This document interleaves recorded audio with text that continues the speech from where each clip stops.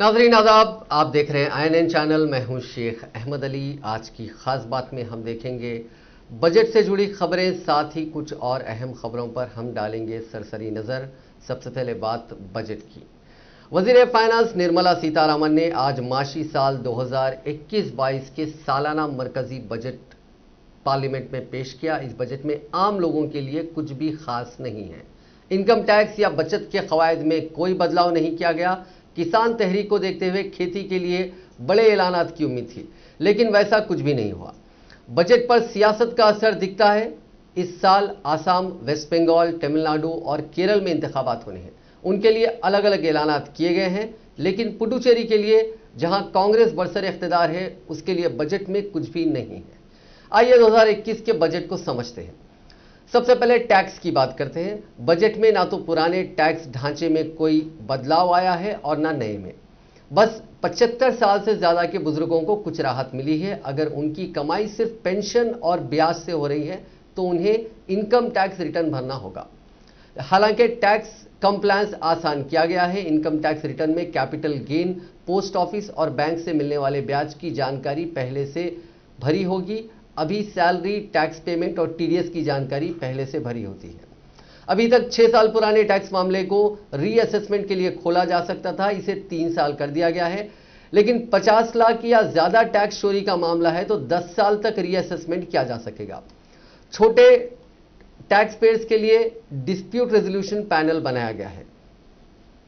अब आइए जानते हैं कि क्या सस्ता और क्या महंगा हुआ। कुछ ऑटो पार्ट्स पर कस्टम ड्यूटी बढ़ाकर 15% की गई है। इससे गाड़ियां महंगी हो सकती हैं। पेट्रोल पर 2.5 रुपये और डीजल पर 4 रुपये फी लीटर एग्रीकल्चर सेस लगाया गया है। सोना चांदी पर भी 2.5 रुपये 2.5% एग्री सेस लगाया गया है।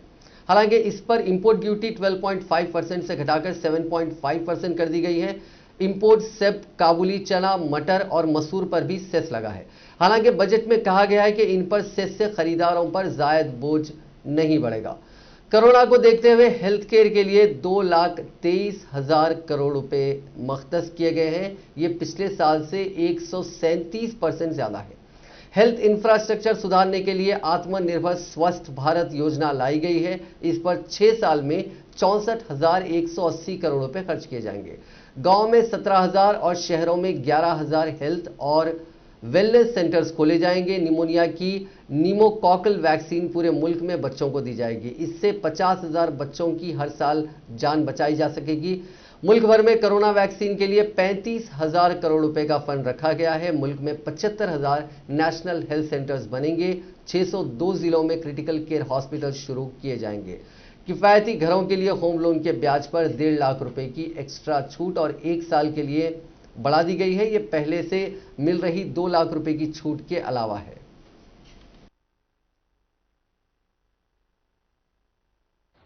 Vaccines. The pneumococcal vaccine, a made in India product, is presently limited to only 5 states. It will be rolled out across the country. This will avert more than 50,000 child deaths annually.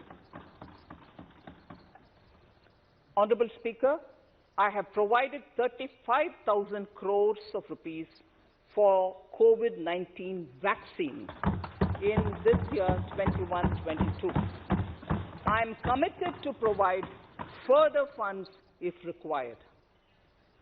So the budget outlay for health and well-being is 2,23,846 crores in this BE 21-22 as against the BE of only 94,452 crores, and it marks an increase of 137%.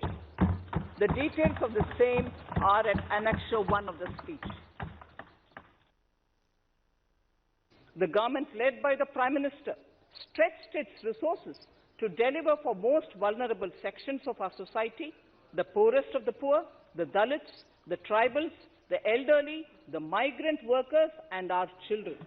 The Pradhan Mantri Garib Kalyan Yojana, the 3 Atmanirbhar packages and announcements made later were like 5 mini budgets in themselves.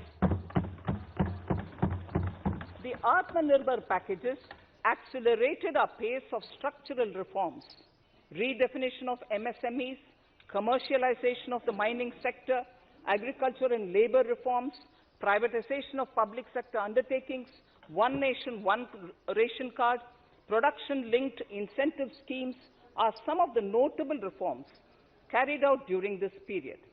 Faceless income tax assessment, DBT, and financial inclusion are the others. Today, India has 2 vaccines available and has begun medically safeguarding not only her own citizens against COVID-19, but also those of 100 or more countries.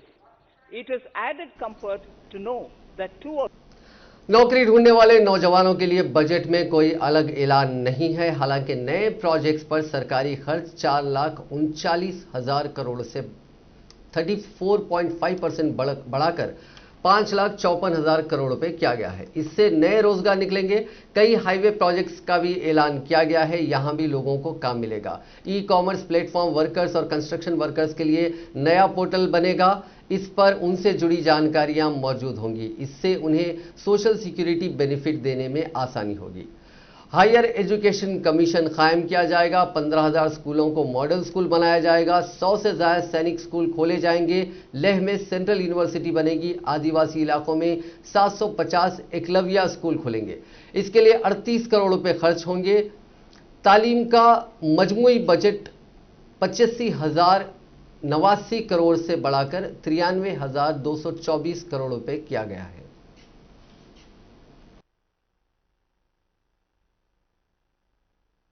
I now go to the 4th pillar, reinvigorating human capital. The national education policy announced recently has had good reception. In school education, more than 15,000 schools will be qualitatively strengthened to include all components of the national education policy.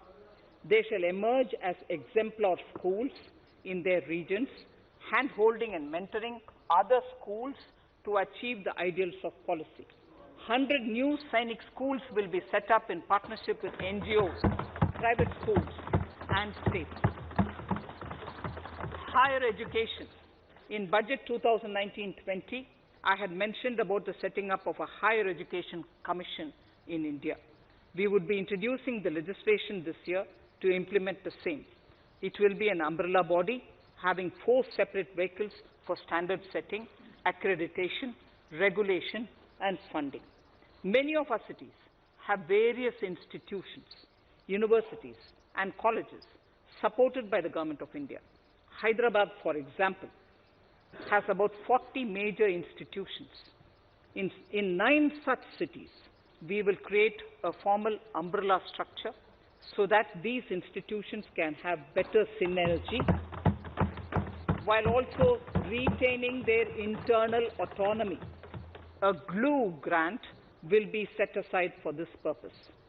For accessible higher education in Ladakh, I propose to set up a central university in Leh.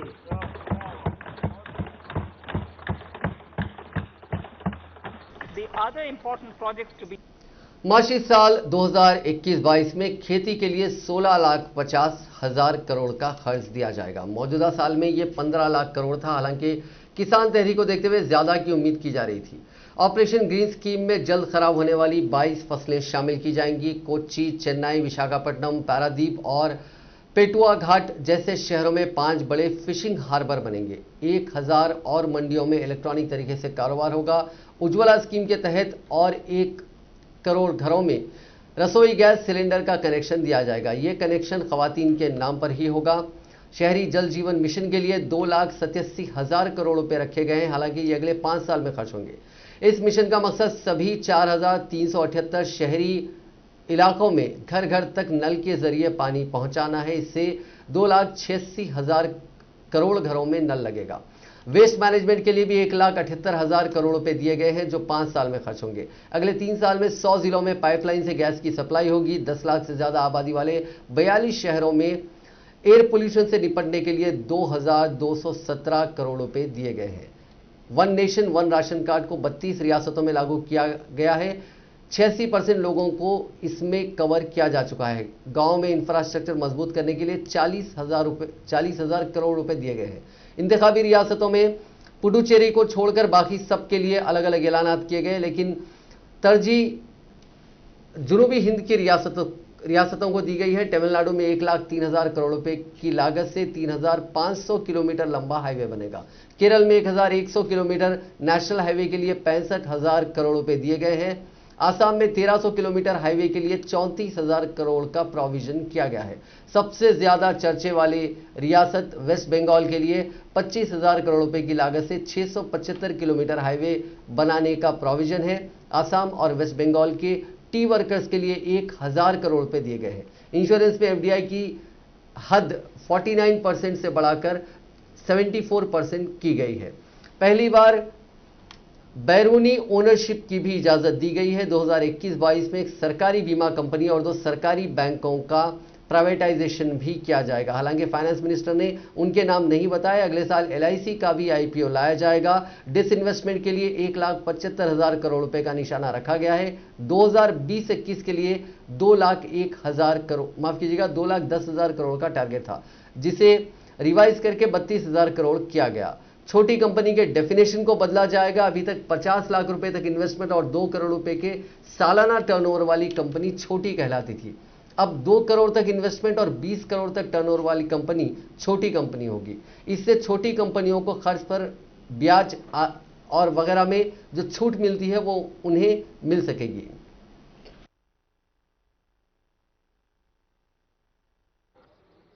Agriculture. Our government is committed to the welfare of farmers. The MSP regime has undergone a sea change to assure price that is at least 1.5 times the cost of production across all commodities.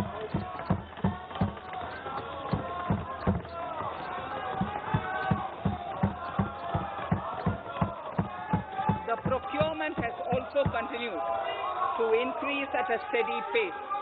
This has resulted in increase in payment to farmers substantially. In case of wheat, a total amount paid to farmers in 2013-14, Honorable Speaker, sir, the data that I give now is important for all honorable members to kindly hear. In case of wheat, the total amount paid to farmers in 2013-14. मरकजी budget में railways के लिए 1,10,000 करोड़ का provision रखा गया है। 1,07,000 करोड़ रुपए नए प्रोजेक्ट्स के लिए हैं। जून 2022 तक ईस्टर्न और वेस्टर्न डेडिकेटेड फ्राइट कॉरिडोर तैयार हो जाएगा। दिसंबर 2023 तक सभी ब्रॉडगेज लाइनों का इलेक्ट्रिफिकेशन किया जाएगा।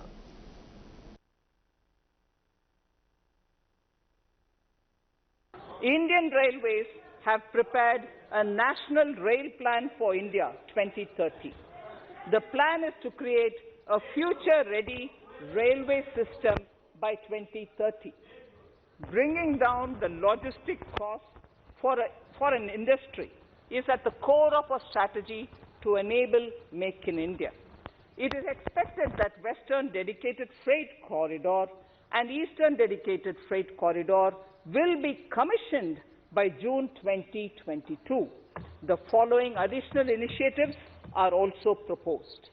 The Sonnagar-Gomo sections, 263 kilometers of Eastern Dedicated Freight Corridor will be taken up in PPP mode in this year itself. Gomo-Dankuni section of 274.3 kilometers will be also taken up shortly in short succession. We will undertake future dedicated freight corridor projects, namely East Coast Corridor from Kharagpur to Vijayawada, East-West Corridor from Bhusaval to Kharagpur to Dankuni, and North-South Corridor from Itarsi to Vijayawada. मुल्क का पहला paperless budget आज पेश किया गया। वजीर finance Nirmala Sitharaman ने इसे मेड इन इंडिया टैबलेट से पढ़ा। एमपीज को भी बजट उनके मोबाइल पर मिला। आप भी पढ़ना चाहें तो यूनियन बजट ऐप के ऐप से बजट को पढ़ सकते हैं। मोदी सरकार में इससे पहले भी कई चीजें पहली बार हुई हैं। 2020 में पहली बार 2 तरह का टैक्स सिस्टम आया। 2019 में 159 साल पुराने ब्रीफकेस में बजट डॉक्यूमेंट ले जाने की जो रस्म थी वो खत्म हुई। 2018 में पहली बार मुल्क में बनी चीजों के दाम बजट के बाद बड़े घटे नहीं। 2017 में 92 साल में पहली बार रेलवे बजट पेश नहीं हुआ। ऐसी कई मिसालें हैं। आइए जानते हैं कि इस बार के बजट में क्या नया था। साथ ही ये भी जानते हैं कि बजट में कब क्या पहली बार हुआ। ये पहला मौका है कि जब बजट के पेपर प्रिंट नहीं हुए। पहले वजारत फाइनेंस की प्रेस में बजट डॉक्यूमेंट्स प्रिंट होते थे। करीब 100 मुलाजिमीन इससे जुड़े होते थे, जो बजट डॉक्यूमेंट प्रिंट होने, सील होने और बजट के दिन डिलीवर किए जाने तक करीब 15 दिन तक साथ रहते। इस दौरान ये लोग घर भी नहीं जा सकते थे। इनके पास ना तो इंटरनेट की सहूलत होती थी, ना ही मोबाइल फोन होता था। इस साल कोरोना के चलते बजट की सॉफ्ट कॉपी पेश की गई। जुमे के रोज सभी एमपीज को इकोनॉमिक सर्वे की भी सॉफ्ट कॉपी ही दी गई। बजट के लिए यूनियन बजट का नाम का मोबाइल ऐप लॉन्च किया गया। वजारत फाइनेंस से 6 जनवरी को यह ऐप लॉन्च किया था। इस ऐप पर वजारत फाइनेंस के तकारीर के बाद बजट से जुड़े 14 डॉक्यूमेंट्स एमपीज और आम लोगों के लिए मौजूद हैं। वजीर आजम नरेंद्र मोदी ने पीर को कहा कि 2020-21 का बजट गांवों और किसानों को मरकज में रखकर बनाया गया है। पार्लियामेंट में पेश किए जाने वाले बजट पर अपने रद्द-ए-अमल का इजहार करते हुए मोदी ने कहा कि ये एक गैर मामूली सूरत हाल में पेश किया गया बजट है, जिसमें तरक्की का एतमाद भी मौजूद है। उन्होंने कहा कि हमने तरक्की के नए मौके तलाश करने, नौजवानों के लिए नए इम्कानात के दरवाजे खोलने, इंसानी वसाइल को नई बुलंदियों पर ले जाने, नए शोबों में बुनियादी ढांचों की तरक्की, टेक्नोलॉजी को अपनाने और नए असलाहत लाने की कोशिश की है। आम लोगों के जीवन में ईज ऑफ लिविंग को बढ़ाने पर इस बजट में जोर दिया गया है। ये बजट इंडिविजुअल्स, इन्वेस्टर्स, इंडस्ट्री और साथ ही इंफ्रास्ट्रक्चर सेक्टर में बहुत सकारात्मक बदलाव लाएगा। मैं इसके लिए देश की वित्त मंत्री निर्मला जी को और उनके साथी मंत्री अनुराग जी और उनकी टीम को बहुत बहुत बधाई देता हूं। साथियों, ऐसे बजट देखने को कम ही मिलते हैं जिसमें शुरू के 1-2 घंटों में ही इतने सकारात्मक रिस्पांस आए। कोरोना के चलते कई एक्सपर्ट्स ये मानकर चल रहे थे सरकार आम नागरिकों पर बोझ बढ़ाएगी, लेकिन फिस्कल सस्टेनेबिलिटी के प्रति अपने दायित्वों को ध्यान में रखते हुए सरकार ने बजट साइज बढ़ाने पर जोर दिया। हमारी सरकार ने निरंतर प्रयास किया है कि बजट ट्रांसपेरेंट होना चाहिए। मुझे खुशी है कि आज अनेक विद्वानों ने इस बजट की ट्रांसपेरेंसी की सराहना की है। साथियों, भारत कोरोना की लड़ाई में रिएक्टिव होने के स्थान पर हमेशा ही प्रोएक्टिव रहा है। चाहे वो कोरोना के काल में किए गए रिफॉर्म्स हो या फिर आत्मनिर्भर भारत का संकल्प, इसी प्रोएक्टिवनेस को बढ़ाते हुए आज के बजट में भी रिएक्टिव का नामो निशान नहीं है। साथ ही हम एक्टिव पर, स्टेटस को पर भी अटके नहीं हैं। कांग्रेस के साबिक सदर राहुल गांधी ने बजट 2021-22 में हुकूमत पर गरीब और आम आदमी को नजरअंदाज करने का इल्जाम आयद करते हुए कहा कि इसमें हुकूमत ने मुल्क की दौलत को अपने सरमायादार दोस्तों में तकसीम करने का मुकम्मल इंतजाम किया है। राहुल गांधी ने कहा कि यह हुकूमत मुल्क के आम लोगों को खुश देखना नहीं चाहती है, लिहाजा उनके मफाद में कोई इकदाम नहीं किया जा रहा है। उन्होंने कहा कि हुकूमत सिर्फ अवामी इमलाक को निजी हाथों में फरोख्त करने के मंसूबे पर जोर दे रही है। उन्होंने ट्वीट किया कि मोदी हुकूमत लोगों के हाथ में नकद रकम देना भूल गई। इसका मंसूबा हिंदुस्तान की दौलत को अपने चंद सरमायादार दोस्तों में बांटने का है। वहीं साबिक मरकजी वजीर फाइनेंस पी चिदम्बरम ने भी बजट पर अपना रद्द अमल जाहिर किया।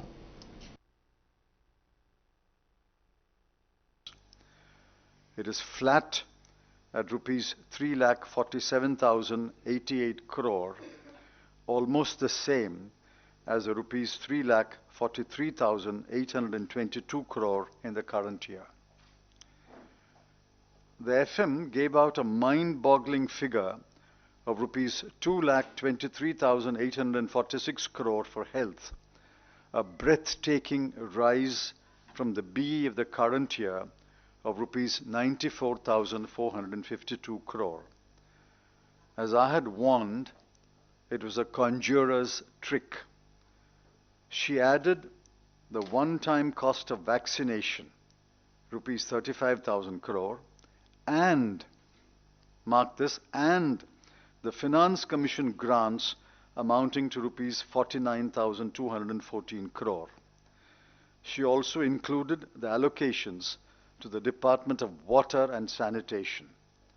Shorn of these add-ons, the allocations for health were rupees 72,934 crore in 2020-21 and rupees 79,602 crore in 21-22.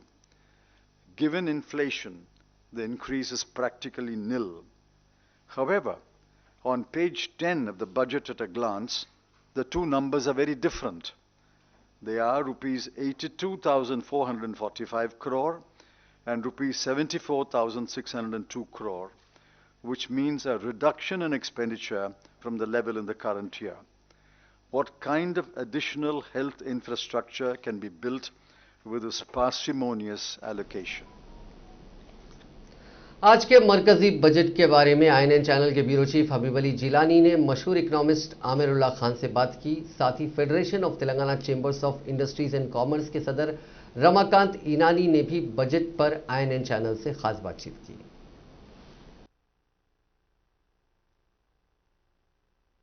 बहुत शुक्रिया आपका। बजट के बारे में मैं ये कहना चाह रहा था सारे नाजरीन से कि बजट एक्चुअली बड़ा आसान सा डॉक्यूमेंट होता है। बजट में होता क्या है? बजट में हम एक तरफ ये लिखते हैं कि हमने खर्च कितना किया या खर्च कितना करने वाले हैं, और दूसरी तरफ लिखते हैं कि हम कमाने कितना वाले हैं। कोई भी आम आदमी एक पर्चे में लिखता है कि मेरी आमदनी 5,000 रुपये होगी, और दूसरे पर्चे में लिखता है कि ये 5,000 मैं किस तरह खर्च करने वाला हूँ। कभी ये खर्च उसी तरह होता है जितना जैसे हम चाहते हैं, कभी ये खर्च ऐसा कभी बढ़ जाता है या घट जाता है। उसी तरह किसी मुल्क का बजट भी उसी बजट के तहत चलता है। तो जब फाइनेंस मिनिस्टर अपना बजट पेश करती हैं, वो एक तरफ तो बताती हैं कि हमें अगले साल में क्या क्या खर्च करना ज़रूरी है। जैसे कि आज उन्होंने बताया कि हमें अगले साल 35 लाख करोड़ रुपए खर्च करने हैं। दूसरे पन्ने में उन्होंने ये बताया कि ये हमारे 35 लाख करोड़ आएंगे कहाँ से। जल्दी से उन्होंने ये बताया कि 12 लाख करोड़ तो हमें कर्ज लेना पड़ेगा, जो कि हमारी तारीख में सबसे ज़्यादा कर्ज होगा। इतना बड़ा कर्ज हमने कभी लिया नहीं, लेकिन इस साल कर्ज लेना ज़रूरी हो गया है क्योंकि कई लोगों की जान और माल के लिए बहुत काम करना पड़ेगा। तो 12 लाख करोड़ रुपए तो वो कर्ज लेंगी, 23 लाख करोड़ रुपए वो कमाएंगी। किस तरह कमाएंगी? वो कमाएंगी टैक्स की वजह से। जीएसटी देंगे हम, 13-14 लाख करोड़ जीएसटी आएगा, 8-10 लाख करोड़ रुपए इनकम टैक्स आएगा, और थोड़ा सा पैसा वो लाएंगी गवर्नमेंट के कुछ लैंड और कंपनीज को बेच के। ये उन्होंने बताया कि इस तरह से वो 35 लाख करोड़ रुपए लाएंगी। और खर्च कैसे करेंगी वो 35 लाख करोड़ रुपए? तो उन्होंने बताया कि 6-7 लाख करोड़ रुपए डिफेंस में खर्च होंगे, 3-4। आज मरकजी वज़ीर फाइनेंस सीतारामन ने मरकज का 2021 का बजट पेश किया है। आइए हम इस सिलसिले में बजट पर बात करते हैं। Telangana federation chamber of commerce industry के सदर रमाकांत ईनानी साहब से। रमाकांत साहब, INN चैनल में आपका खैर मकदम है। Thank you. रमाकांत साहब, ये आज जो बजट पेश किया गया है सेंटर का 2000 का, इस पर फेडरेशन किस हैसियत से गौर करती है? ये बजट जो फाइनेंस मिनिस्टर सीतारामन जी ने दिया है बहुत ही बोल्ड और प्रोग्रेसिव है, इंडस्ट्री ओरिएंटेड है, इकोनॉमी को बूस्ट करेगा, और इंफ्रास्ट्रक्चर पे काफ़ी जोर दिया गया है। और इंफ्रास्ट्रक्चर के और फंड्स जुटाने के लिए जो एसेट्स है, highways, ports, railways, pipelines etcetera, उनको मोनेटाइज किया जाएगा, जिससे इन्वेस्टर्स का इन्वेस्ट करेंगे, वो पैसे और इंफ्रास्ट्रक्चर के लिए अवेलेबल होंगे। इंश्योरेंस के अंदर फॉरेन डायरेक्ट इन्वेस्टमेंट को और इंक्रीज किया गया, लिमिट 49% से 74%। इससे इंडस्ट्री और सिटीजन्स को इंश्योरेंस में काफ़ी रियायत मिलेगी और अपने काफ़ी सीनियर सिटीजन्स को जो इंटरेस्ट और पेंशन मिलती थी उनको रिटर्न फाइल करने से छूट दी गई है। और कंपनीज एक्ट में काफ़ी सेक्शन डिक्रिमिनलाइज किए गए हैं। छोटे मोटे सेक्शन के लिए पहले पेनल्टी क्रिमिनल एक्शन लिया जाता था, उसमें छूट दी जा रही है। और ट्रेड के लिए सबसे बड़ी सहूलत यह है कि जो 5 करोड़ तक अभी ऑडिट रिपोर्ट पेश करने की जो थी, वो अभी उसको लिमिट को बढ़ा के 10 करोड़ कर दिया गया है। इसके लिए ओवरऑल में बहुत ही इंडस्ट्री और ट्रेड फ्रेंडली बजट है ये, मैं इसका स्वागत करता हूँ। पीर के रोज पार्लियामेंट में जब बजट पेश किया गया तब स्टॉक मार्केट में काफी उछाल देखा गया। बजट के दिन बॉम्बे स्टॉक एक्सचेंज का सेंसेक्स 2314.84 पॉइंट्स यानी 2314.84 पॉइंट्स यानी 5% की बढ़त के साथ 48,600 पर बंद हुआ। निफ्टी भी 693 पॉइंट्स यानी 5.09% की बढ़त के साथ 14,328 पर बंद हुआ। बजट के दिन बाजार में इतनी बड़ी तेजी आखिरी बार 1997 में देखने को मिली थी, जब सेंसेक्स 6% ऊपर बंद हुआ था। बीएसई पर 3,129 शेयरों में कारोबार हुआ, 1,947 शेयरों में तेजी और 981 में गिरावट रही, यानी एक्सचेंज पर 62% शेयरों में बढ़त रही। लिस्टेड कंपनियों का कुल मार्केट कैप बढ़कर 192.62 लाख करोड़ रुपए हो गया, जो जुमे के रोज 186.13 लाख करोड़ था।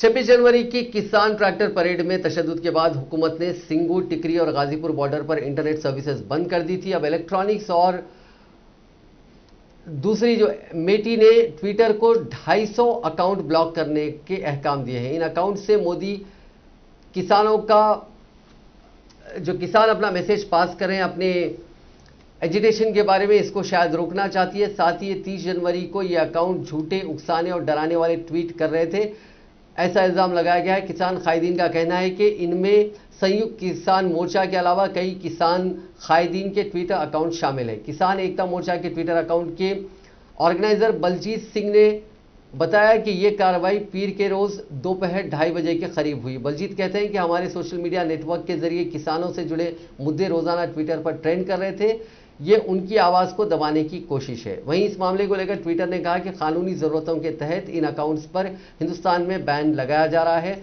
वहीं गाजीपुर बॉर्डर पर पुलिस ने कई लेयर की बैरिकेडिंग लगाई है, यहां नुकीली तारें भी बिछाई गई हैं। गाजीपुर की तरफ से नेशनल हाईवे 9 को सील कर दिया गया है। अब दिल्ली की तरफ से मुजाहरा का जो मकाम है वहां पर सीधे पहुंचना लगभग नामुमकिन हो गया है। कई मुजाहिरीन किनारे से निकलकर जा रहे हैं, अब वहां भी जेसीबी से खुदाई कर दी गई है।